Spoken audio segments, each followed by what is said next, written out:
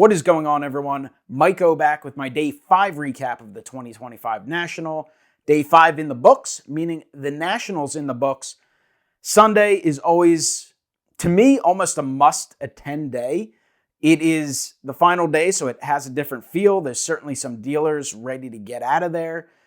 The crowd is noticeably thinner, so you can actually walk the show kind of in a relaxed state and see all the showcases, see everything. And there are deals to be had. I saw multiple dealers who actually had everything 50% off. They were kind of guys who sold a mix of things. It wasn't like they were just marking down all the hottest things in the world, but still a lot of cool stuff available there. There's always deals on wax as well.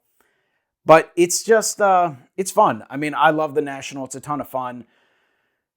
It is more relaxing on Sunday, no doubt. And this was no different. A relaxed start to the day. Got up, took care of some chores at the Airbnb, moseyed on over to the show probably an hour into it, and then just kind of relaxed and walked the show. I had something in mind that I knew I was going to try and work out a deal for, but other than that, I was just kind of looking for some deals and just kind of hanging out, seeing things. The other good thing about Sunday is by that point, you've seen the entire show. Not that there's not things you've missed, not that there's not always more things to see. And certainly some dealers will make deals and have new stuff in their showcase, but it's just, it's a fun day. The only thing is, it's coming to an end and you see less and less of your friends as they've moved on for the day. But I mean, Day 5 was another success. Let's take a look at what I picked up. All right, so this show for sure was not filled with freebies, unlike past Nationals. Very few promos, very few free items. But the VIP bag did come with a pack of cards from Humongous Horde, who, if you're not familiar with Humongous Horde, they are a supply company. They do top loader soft sleeves, semi-rigids, you name it, album pages, all kinds of stuff. I like their quality. I have been using them for the last couple years. Anyway, they did a set of 25 cards. You got to pack in your VIP bag of 5 cards. I at some point saw the checklist and realized there was a Scott Rowland. Definitely wanted that one for the Phillies collection. Well, over at their table, they, on that final day, were just handing out the packs. I saw a bunch of people ripping them. They actually had autograph inserts, redemption, stuff like that you could get.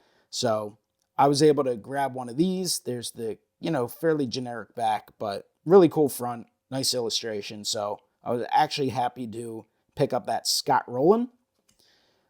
Then just from the oddball vendor, I picked up this Tony Perez and Joe Morgan. I may already have it. Couldn't remember offhand, but we were going through there picking up some. I was there with Big Scott. I spent the final day with Big Scott. So Scott, appreciate you helping me hang out in that last day, and then, of course, give me the ride to the airport. But this oddball, we were grabbing some Dwight Gooden cards as we intended on getting some autographs, but then the line was kind of crazy. But picked that up. While we were over in the autograph section, I ended up deciding to get a few autographs here from up-and-coming prospect from the 1993 season, Henry Rowengartner. He was a Cubs pitcher. Not sure if you guys are familiar with him, but no, it was Thomas Ian Nichols was there, and it was pretty cool to meet him, talk for a few minutes. But also these cards are just awesome. These customs of the 93 Topps and 93 Donruss rated rookie. Pretty sweet. Great movie. I mean, that movie, I was 11 when it came out. I remember seeing it in theaters, and being a big baseball fan, it was just absolutely awesome. So I thought that was neat. We got one inscribed pitcher's got a big butt. And then we got the Donruss give him the cheese. So that was really neat. That was pretty cool. Nice additions to the collection. Then this is actually a purchase for a friend, but we had some people searching out those Topps black parallels. This is a Gleyber Torres from 2018 Topps update. So it's a mint 9, but I mean, that card really shows the color. Numbered to 67. Gleyber had some solid years with the Yankees, then kind of, unfortunately, worked his way out of there, but having a bounce back year with the Tigers, was an all-star. And then the final 2 pickups, one was this 1952 Wheaties Stan Musial portrait hand cut. This is an authentic. Love those 52 Wheaties. Actually, really have wanted to get the Ted Williams for a number of years. Passed on one at the National a few years ago. It sold. Picked up this Stan Musial in a little bundle deal where I picked up a pretty amazing addition to that Phillies collection, the 1909-13 M1012 Sporting News Supplements, Grover Cleveland Alexander in a pour one. You can see it's a supplement to the Sporting News from November 23rd, 1911. Look at that amazing image of a young Grover Cleveland. There, of course, is some paper loss. We got a hole right there. We got thinning and paper loss there and a hole right there. But overall, amazing image, amazing addition, and really a Grover Cleveland Alexander rookie, if you look into it. I mean, there's definitely some cards of his I'd like to pick up.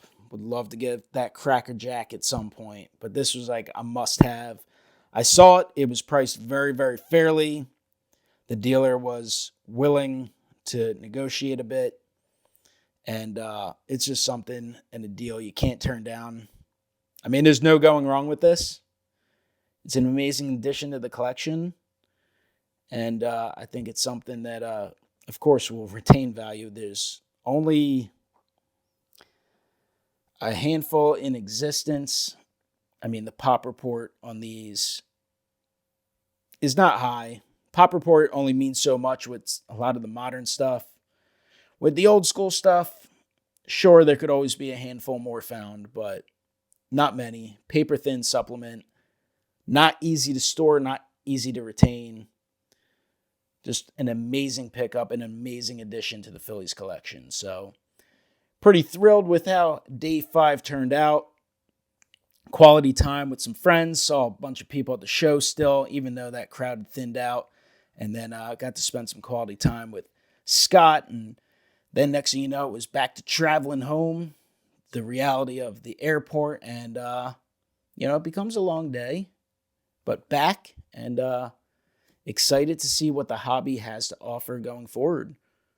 Make sure you guys check out other channels in the community. So many people making videos. It's not just all the big channels putting stuff out there. A lot of amazing collectors sharing their experience. They got videos from the shows that I encourage you to check out. And then they'll have some videos talking about their experience. So all the guys I stayed with, all awesome dudes, and so many more in the community. Hundreds and hundreds. It's awesome. So thank you guys for watching. Comment below. Let me know what you think of the pickups. And I will talk to you next time. Have a great one.